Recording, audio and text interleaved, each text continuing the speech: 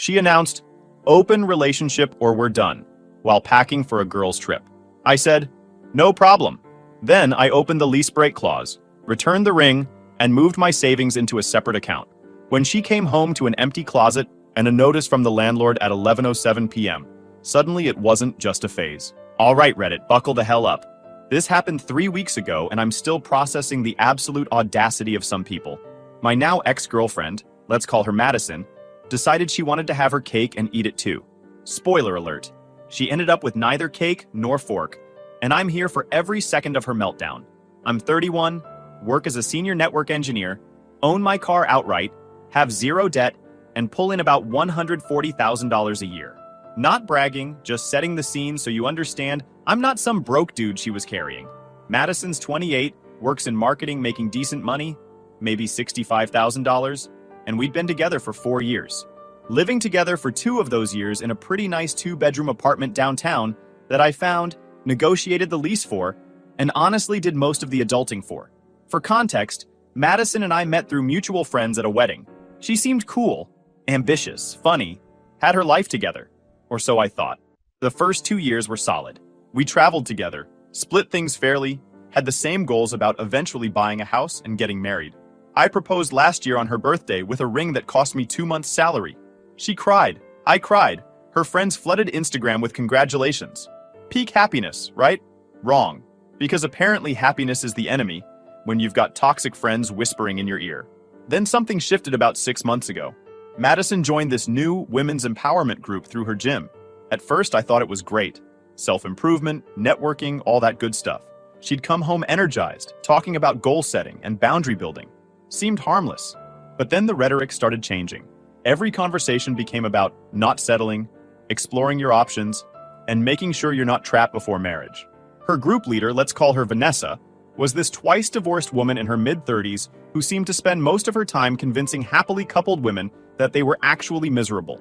Classic crabs in a bucket energy.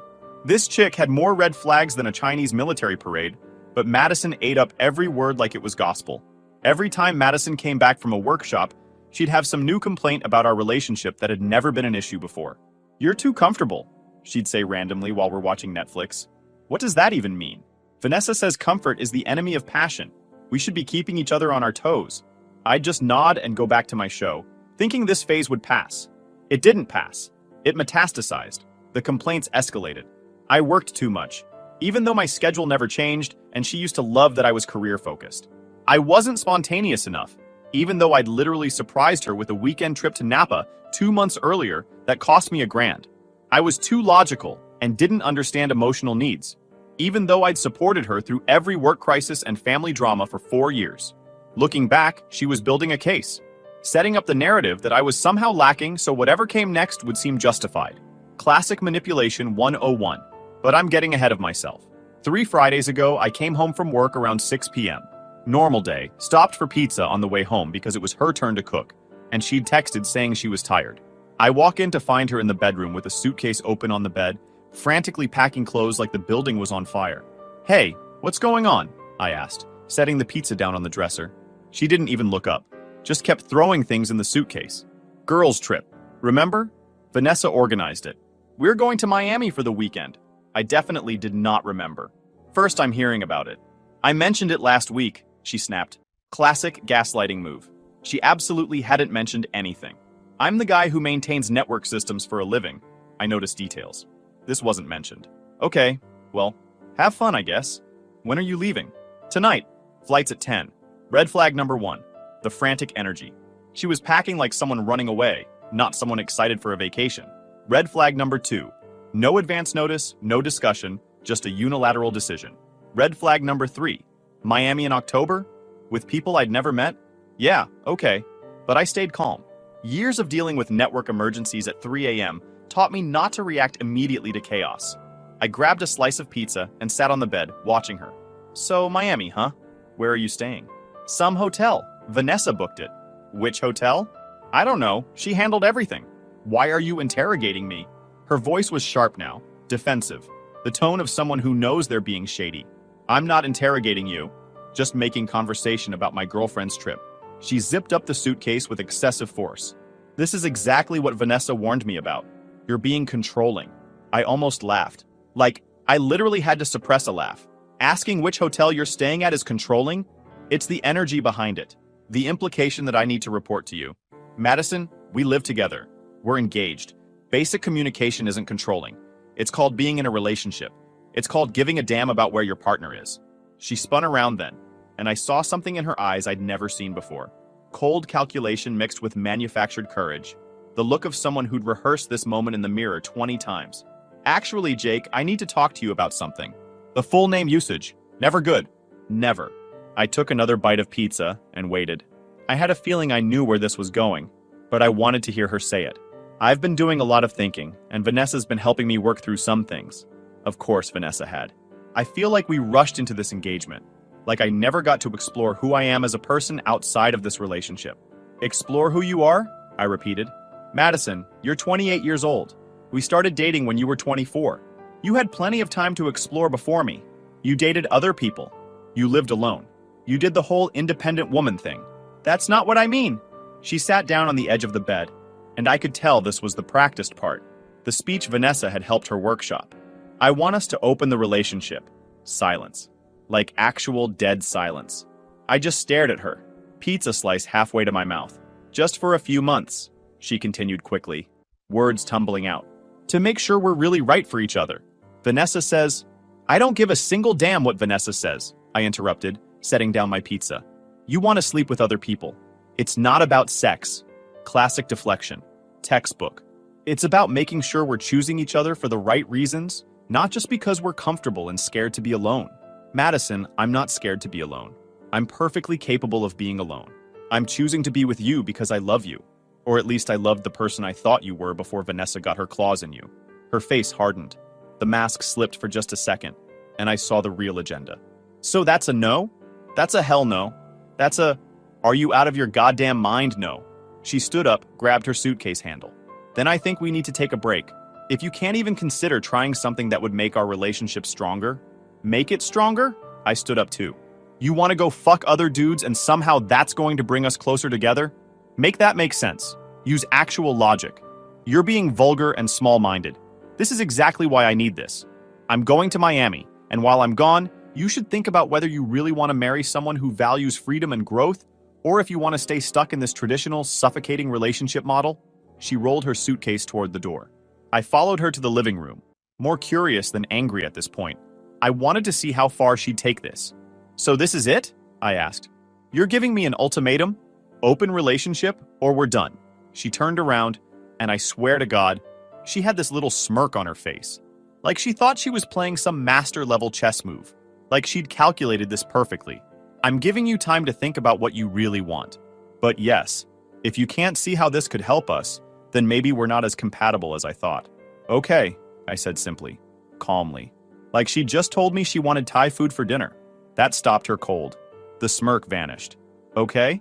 Yeah. Okay. You're right, maybe we're not compatible. Have a good trip. The confusion on her face was priceless. That's it? You're not going to fight for us? Madison, you just told me you want permission to sleep with other people, dressed it up in therapy speak, and then threatened to leave if I don't comply. What exactly am I fighting for? The privilege of being your safety net while you test drive other options. I'm trying to make sure we're really right for each other before we get married. No, you're trying to audition my replacement while keeping me as a backup plan. I'm not interested in being anyone's plan B. I'm not interested in auditioning for my own relationship. She stared at me for a long moment, probably expecting me to crack, to beg, to negotiate, to do what every other guy had probably done when she pulled this kind of power move. When I didn't, she just huffed, said, fine, and walked out the door. Didn't even say goodbye, just rolled that suitcase right out of my life. I stood there in our living room, well, my living room as I was about to prove, eating cold pizza and feeling nothing. Not sad, not angry, not heartbroken, just done. Like closing a browser tab you're finished with. Then I got to work. First thing I did was text my buddy Marcus. He's a lawyer, specializes in contract law, and has saved my ass more than once with lease reviews and employment contract negotiations. Need a favor. Can you look at my lease agreement? Specifically any break clauses? He called me immediately. Everything okay? I gave him the 5-minute version. His response, dude, holy shit. Yeah, send me the lease. I'll call you back in an hour. While I waited, I started documenting everything. Years of IT work taught me that documentation is everything. Screenshotted our text conversations from the past few months, especially the ones where she'd started mentioning Vanessa's advice. Took photos of the apartment, the furniture I'd bought before she moved in, the electronics, my guitars, my gaming setup, everything with receipts stored in my email. Downloaded our shared calendar showing she'd never mentioned this Miami trip. Not once. Marcus called back at 8:30 p.m. Okay, good news and better news. Good news. You have a 60-day break clause with 30 days notice. You'll lose 1 month's rent as a penalty, but you can be out by end of next month. Better news. Madison's not on the lease. Just you. Wait, what? Check the signature page. Only your name is on it. She's not a legal tenant, just an occupant. You don't need her permission for anything. Not to break the lease, not to kick her out, nothing. I pulled up my copy of the lease on my laptop. Sure enough, only my signature. We'd moved in right after I got my promotion 2 years ago, and Madison was between jobs at the time. The landlord only wanted one signature with proof of income, and I'd provided it. I'd always planned to add her name later, but with the engagement and everything, we'd never gotten around to it. Thank God for procrastination. This was it, my moment of absolute clarity. The path forward lit up like a runway at midnight. Marcus, draft me a notice to the landlord. I want to break the lease effective 60 days from today. You're sure about this? That's $1,500 down the drain. Never been more sure of anything in my life. That's $1,500 to buy my freedom.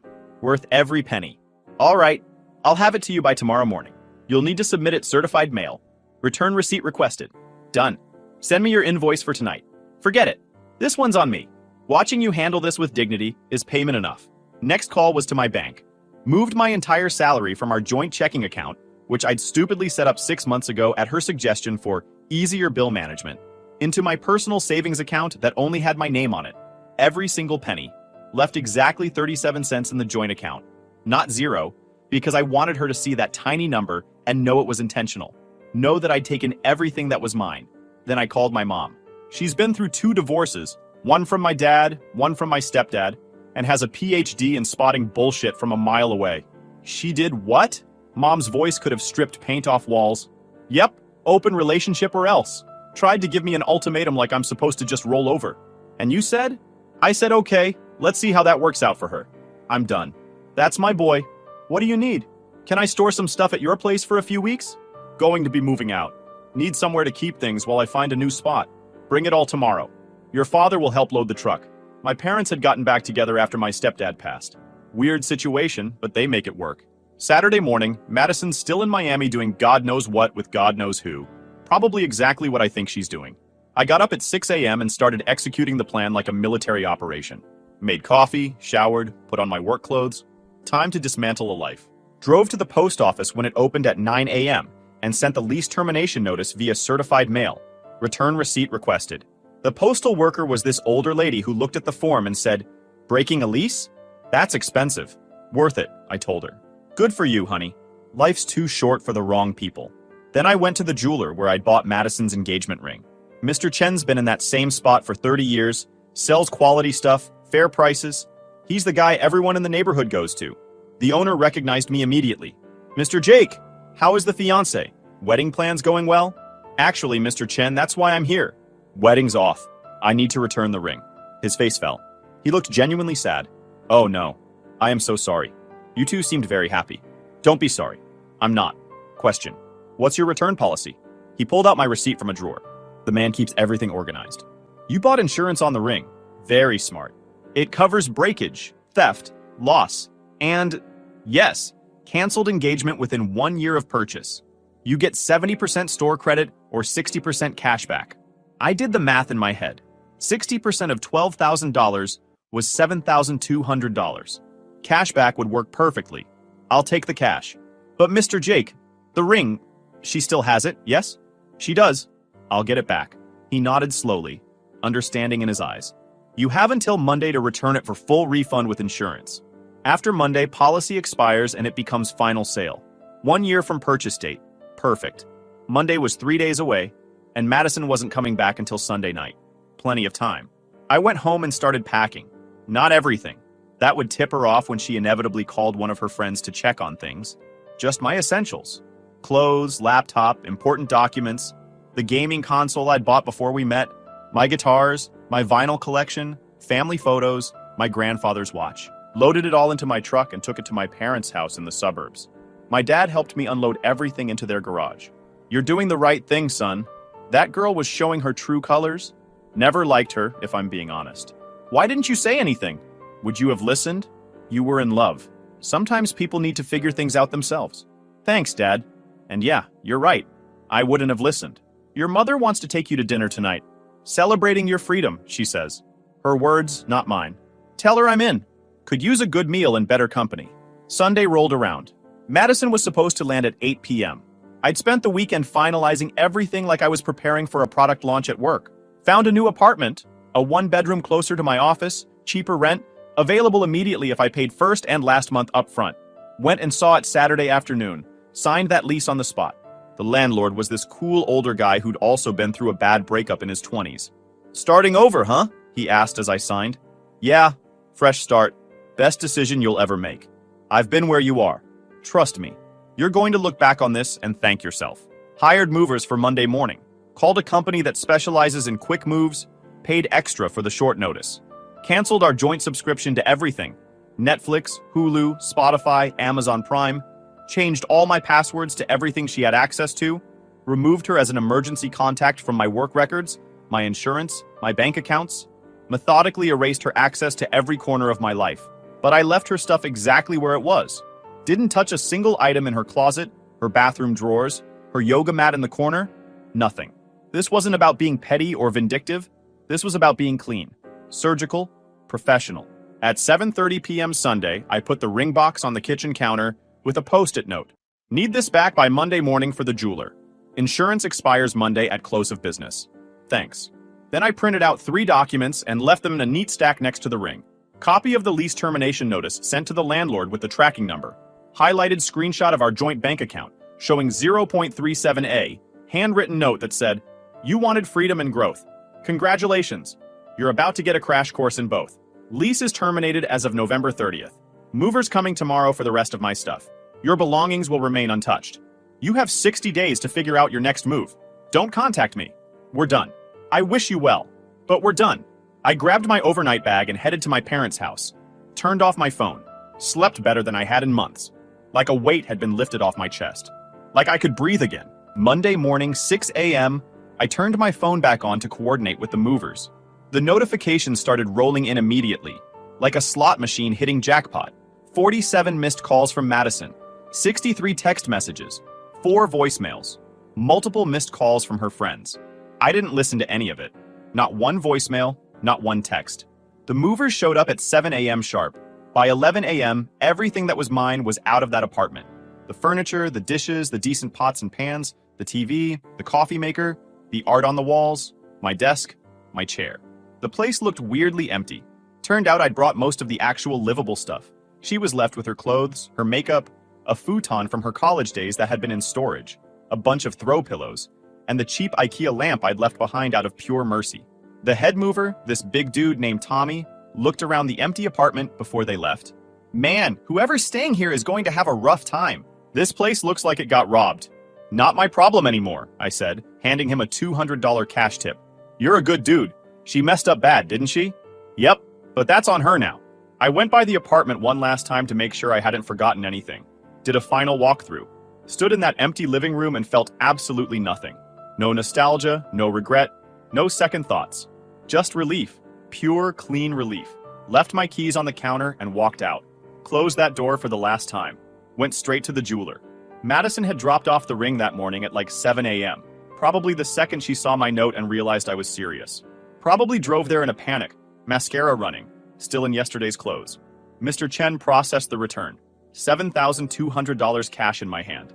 "I hope you find someone worthy of you, Mr. Jake," he said, as he counted out the bills. "I'm going to focus on being worthy of myself first," I told him. "Make sure I never settle for less than I deserve again." Wise words. Good luck to you. By noon, I was officially moved into my new place. Smaller, quieter, cheaper, all mine. Ordered furniture online for delivery later that week. Set up my PC on a folding table. Cracked open a beer, and sat on the floor of my empty apartment, feeling like I'd just dodged a nuclear missile. Then I finally read her messages. Had to see what kind of spin she was trying. The first batch, from 11:07 p.m. Sunday when she apparently got home, Where is everything? Jake, what the fuck? Call me right now. This isn't funny. Jake, where are you? This is insane. Then Monday morning after she saw everything. I can't believe you did this. We need to talk about this like adults. You're being childish and reactive. This is why I wanted space. You're too emotional. Vanessa said this is classic manipulation. You don't just leave without talking. That one made me laugh out loud. I don't just leave? She literally got on a plane to Miami after demanding an open relationship. But okay. I'm sorry, okay? I didn't mean it like that. Can we just talk? Jake, please. I made a mistake. I wasn't thinking clearly. Miami was a disaster. I realized I don't want anyone else. Please just call me. I love you. Don't throw away 4 years over one fight. I blocked her number. Blocked her on every social media platform. Instagram, Facebook, Twitter, TikTok, LinkedIn. Blocked her friends who I knew would try to contact me on her behalf. Scorched earth. My friend Marcus texted me. Heard through the grapevine that Madison's losing her absolute mind. Apparently showed up at Vanessa's place crying yesterday, and Vanessa basically told her she made her bed. How you holding up? Never better, I replied. Literally sitting in my new apartment drinking beer and playing video games. Living my best life. That's what I like to hear. Drinks this weekend to celebrate? Absolutely. First round's on me. Tuesday afternoon, she tried calling from a different number. I didn't recognize it. Picked up by mistake. Jake! Oh my God, finally. Please don't hang up. I hung up. Blocked that number too. Wednesday, she showed up at my office. Security called me from the lobby. Mr. Jake, there's a Madison here to see you. Says she's your fiancé. She's pretty insistent. Ex-fiancé. I don't want to see her. Please escort her out of the building. She's pretty upset, sir. Making quite a scene in the lobby. Crying, causing a disruption. Then call the police if you need to. I'm not seeing her under any circumstances. And note in the system that she's not welcome here anymore. 10 minutes later, security called back. She's gone. Left on her own when we mentioned the police. But sir, she said she's not giving up. Note that in the log, please. If she comes back, call the police immediately. Don't even call me first. Thursday, I got an email from her. Subject line, please read this. I deleted it without opening it. Straight to trash, then emptied trash. Friday, Vanessa tried to call me. I'd forgotten to block her. Answered by mistake again. Really needed to stop doing that. Jake, it's Vanessa. I think we got off on the wrong foot here. Madison is really struggling, and as someone who cares about her growth and well-being, Vanessa, with all due respect, go fuck yourself. You spent months poisoning my relationship, convincing Madison she was somehow oppressed in a completely healthy partnership, feeding her this toxic bullshit about open relationships and freedom. And now you're surprised there are consequences. This is on you, as much as it's on her. You're a miserable person who can't stand seeing other people happy. Lose my number. Hung up. Blocked. Felt great. That weekend, I went out with Marcus and some college buddies I hadn't seen in months. First time I'd been out without Madison in 4 years. We hit up this sports bar downtown, watched the game, talked shit, laughed about old times. One of my friends, Derek, asked where Madison was. We broke up, I said simply, taking a drink. Damn, bro, you okay? I'm great, actually. She wanted an open relationship. I wanted a closed door. Everyone got what they wanted. They all laughed, but Marcus looked at me seriously. You really okay, though? 4 years is a long time. Marcus, I spent 4 years with someone who was perfectly happy until some divorced woman with an agenda convinced her she was settling. I'm not sad about losing Madison. I'm pissed I wasted 4 years of my life. But yeah, I'm good. Better than good. I feel like I just got out of prison. 2 weeks in, mutual friends started reaching out. People who'd been at the engagement party, who'd known us as a couple, who'd seen us as relationship goals on social media. The first one was her college roommate, Becca. Jake, I heard what happened. Madison's version of events is a lot. What actually went down? I laid it out. The demand for an open relationship, the ultimatum, my response, the timeline. Holy shit, Becca said. She told everyone you kicked her out with no warning because you were controlling and couldn't handle her independence. Said you were financially abusive. She's lying. I have documentation of everything. Screenshots, recordings, the lease showing only my name, timeline of events, everything. If she wants to play victim, I can burn that narrative to the ground. Can you send me what you have? Some of us are getting really tired of her sob story. It's not adding up. I sent her everything. Screenshots of the text messages where Madison talked about Vanessa's advice. Copy of the lease showing only my name, timeline of events, the works. Within a day, the truth started spreading through our friend group like wildfire. Suddenly, Madison's narrative fell apart. People started asking questions. Wait, you told Jake it was open relationship or nothing? And you're surprised he chose nothing? You gave him an ultimatum and he called your bluff? You weren't even on the lease? You're calling him financially abusive, but he paid for everything? Her friend group fractured. The ones who'd been drinking Vanessa's Kool-Aid stuck with Madison. Everyone else saw through the bullshit and either stayed neutral or sided with me. 3 weeks in, I went on a date. Not because I was ready for anything serious, but because my friend's girlfriend had a coworker she thought I'd click with. Just drinks, low pressure, see what happens. Her name was Sarah. She's a civil engineer, owns her own condo, sharp as hell and funny in that dry, sarcastic way I appreciate. We talked for 3 hours. At the end of the night, she said, "Full disclosure, I'm not looking for anything serious right now. Just got out of a long relationship where I felt like I was the only one putting in effort." Sound familiar? Same boat, I said. Except mine ended because she wanted to shop around while keeping me as a backup option. Dodged a bullet there. Dodged a whole firing squad. We decided to keep it casual. Drinks once a week, no pressure, no expectations. It was perfect, refreshing, easy. 4 weeks in, Madison found out I was seeing someone. Don't know how. Probably Instagram stalking through a friend's account I'd forgotten to block. She sent me an email. This time I read it. Big mistake. "Jake, I heard you're dating someone. Already. While I'm still trying to process what happened between us.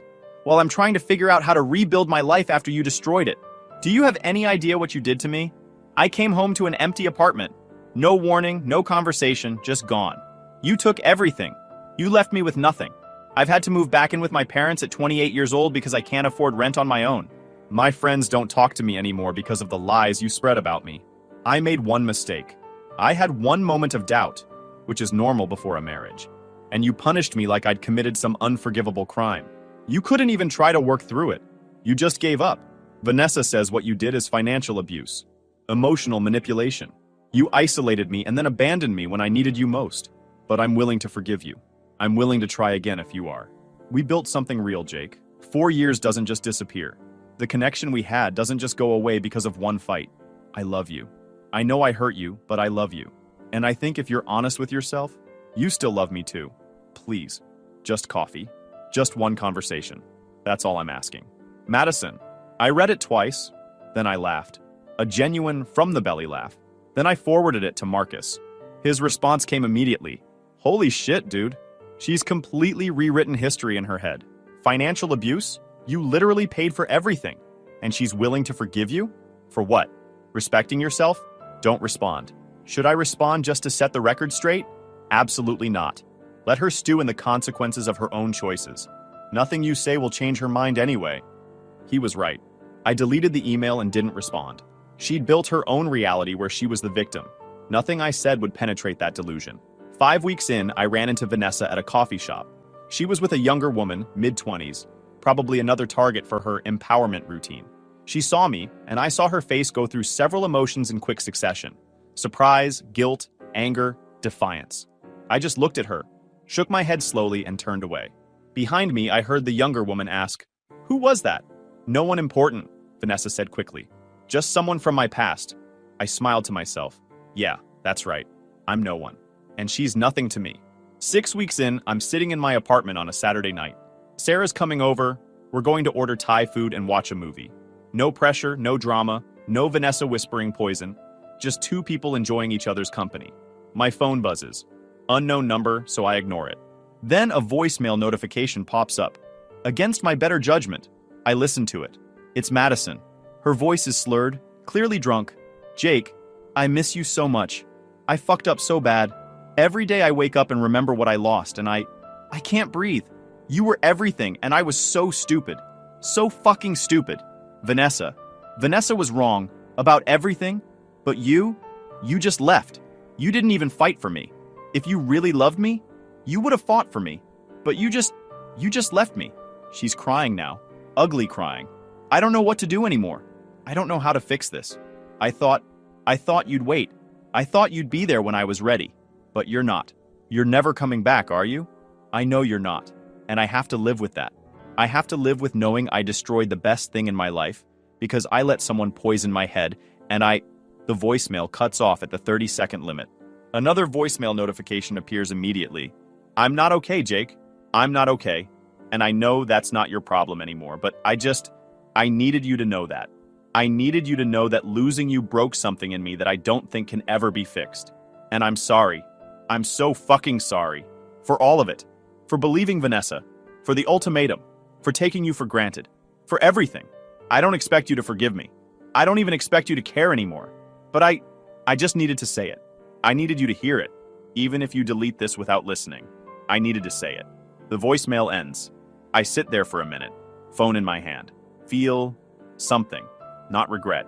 Not sadness. Maybe pity. Maybe just the acknowledgement that there was a real person who made terrible choices and has to live with them now. But I don't call back. I don't respond. I don't even save the number to block it later.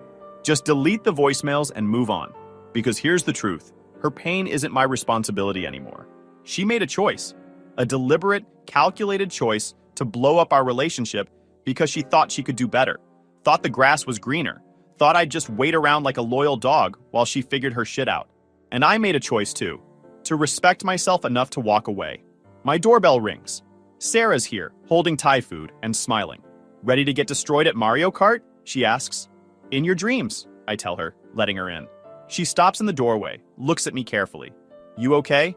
You look a little off. Ex-girlfriend drama, I admit. She left some drunk voicemails.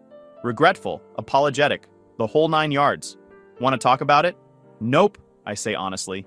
I want to eat pad thai and destroy you at Mario Kart. She grins. That's what I like to hear. We spend the night laughing, eating too much food, competing over a stupid video game like we're 12 years old. It's easy, uncomplicated. No ultimatums, no manipulation, no toxic friends whispering poison. Around midnight, Sarah heads out. Before she leaves, she turns back.